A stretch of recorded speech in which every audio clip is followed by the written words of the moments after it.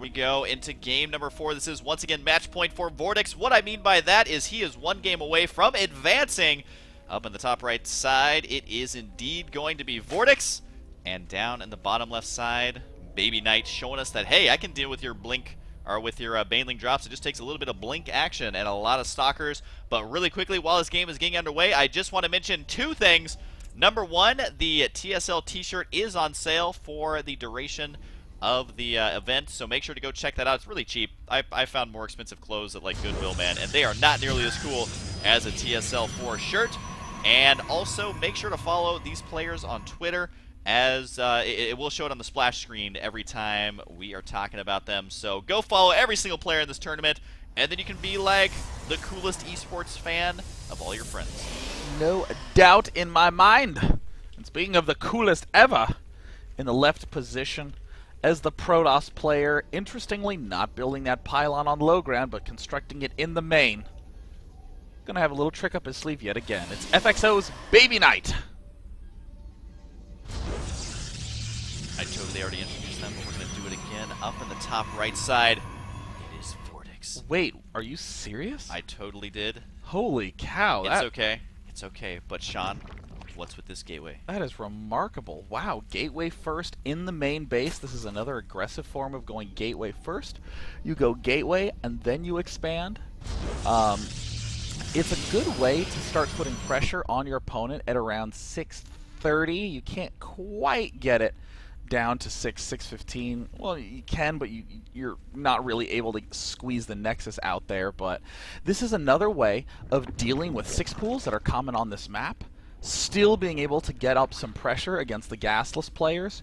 You will have to do some odd choices against players who go gas pool, but the odds of players doing that nowadays are 0. BabyKnight sees what's up. We're going to see that cybernetics core, and if he gets a second gas, I will officially declare that I have no idea what he's doing. What on earth is going on? Well, Day9 has no idea, which means that I have a feeling not a lot of other players do as well. And one thing to mention about this map, of course, is it is forced cross-spawn locations, so whatever race you may play and you're watching these players, I would not recommend scouting in the patterns that they do if you're playing on ladder.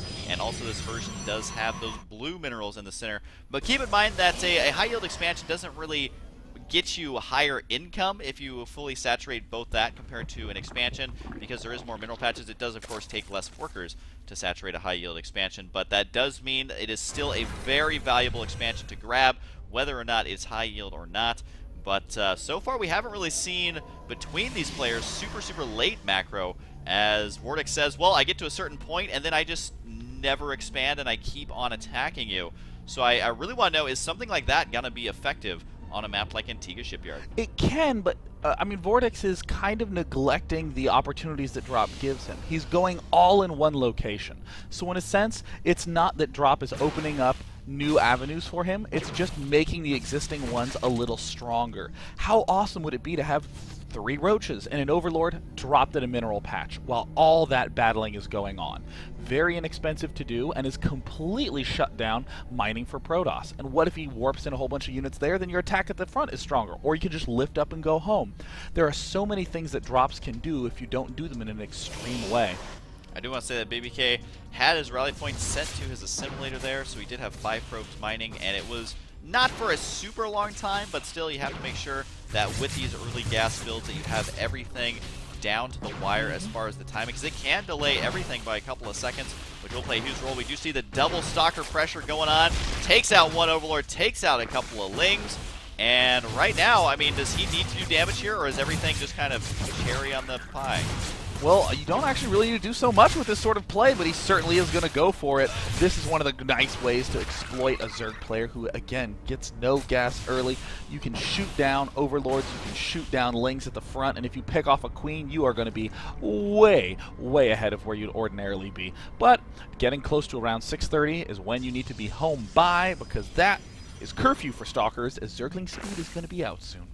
Gotta watch out for those night crawlers, man, and it does look like he will be able to escape. Oh, slight misstep there. Needs to make sure not to walk towards those units unless it is nearly to just attack. And it does look like he will escape. 6 kills on one Stalker, 4 kills on the other, but Zergling speed finishes, which means leave me behind. he's like, okay, well, I'll get out of here. Oh, he does get surrounded. No, he jukes out of there. The sentry's got to try and help out. They will save it. That Stalker has seen things, man. We're going to have to make sure he doesn't have post-traumatic stress disorder because he has seen a lot of action in the first 7 minutes here. That is true. He's seen his friend die and just had his little body parts dangling all over himself. We do see the extra, wow, that's a very smart play by VortiX. We see him getting the 2 spores in his main because he's unsure if he's going to be up against some sort of big, scary DT play, as those would be popping out about now. But VortiX just pulling back to normal, getting Roach range attack increase, the Roach Warren, the Lair, and BabyKnight is following up with a very common 7-gate play. And a lot of sentries mixed in there. It's very important when you go for these big gateway plays to make sure you have a lot of sentries. That's something that's going to be invaluable in the upcoming days. Not really days, I should say minutes, because you need to be using force fields to protect that army. And yeah, this is actually completely standard. Getting 7 gateways is very good versus Zerg, but also Zerg players have had a long time to figure out how to deal with it. And what are you thinking here about VortiX's build in response to what's about to hit him? It's going to be really tough. He's going to be up against a 7-gate play with only 2 hashes worth of production. This is one of the really big fun openings. If you are going to be going gateway first, BabyK is going to be slowly doing the pylon limbo line as he starts to step into the third base of VortiX. And there's going to be big swells of units. You'll note that there is actually no defense back home for the Protoss. And there is minimal defense up here. There's no spine crawlers. It's going to be purely Roach Zergling. So if those Zerglings get a little antsy and decide to run past, they could just do devastating damage to this base. Wait! What? What? He's pulling back! He's abandoning the attack! He could have done some very massive damage. I mean, he would have been up against no-speed Roaches. He actually could have possibly broken with just Zealot Sentry, but no, he's pulling back for a more standard, stable play. Not so sure how much I like that, Husky. Yeah, I'm going to say, usually I feel like players make really good decisions, but in this situation, I feel like if you invest in 7 gateways, your opponent is not able to produce a lot at this time. His tech is not looking that great either. He's not ahead in economy.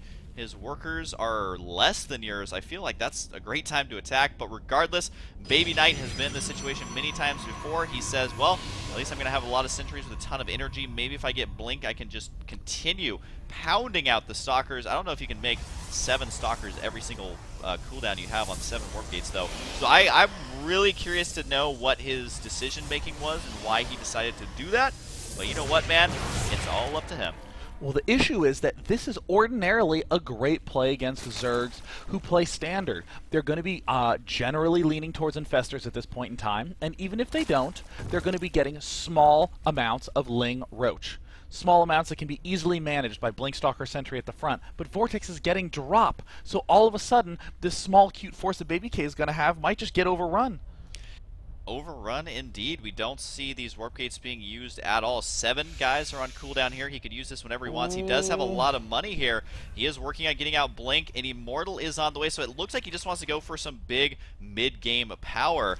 But with drops seconds away from being done, there it is, actually finishing up right now. 11 Roaches, +1 armor on the way, +1 attack is already done. I love it. He does finally warp in some more Stalkers here, but is it going to be enough to hold off this crazy drop play once again? And he's going for the main multi-pronged attack, almost impossible on this map. We see that the forward pylon gets picked off. There's a sentry that's also there at the third base that's looking mighty vulnerable. The drop in the main goes down, and here's a bunch of units swarming the front. BabyKnight has some nice force fields. But a lot of pros getting taken out by these 4 Roaches in the main base. The workers killed already up to 15. Surely that's going to continue to rise here as he focuses them down. The Immortal's fallen at the entrance of the base as well. More Stalkers warping in. He is going to be able to hang on here. The drop has been still... No, it's not. Oh my God! It's killing off all the probes. I thought for sure he was going to be able to hold that one off, but the multi-prong attacks, they're getting more and more common. And this is when VortiX says, ooh, I smell blood. I'm going to go for the kill. He's making 14 more Roaches right now. Gets right on top of this army, and I think BabyKnight is regretting letting VortiX get back on his feet here by not attacking, as how many workers got taken out? 28. Even the Nexus might fall. I doubt it, but either way, the damage has already been done. Baby K has been being pulled every which way. These roaches in the main have done astounding amounts of damage. The drop Overlord fleet in the middle, puking in a celebration of purple. There it looks like yet more of those roaches try to spring forward, but it looks like BabyKnight has managed to stabilize at his front at least somewhat. But no, VortiX swinging in for a second round attack again, and oh my god, he might have overrun it. Yeah, I got complete surround right there. I think this is going to be it for BabyKnight, showing us some good defense in the last game, but unfortunately did not do the damage he needed to with that 7 gate. And GG!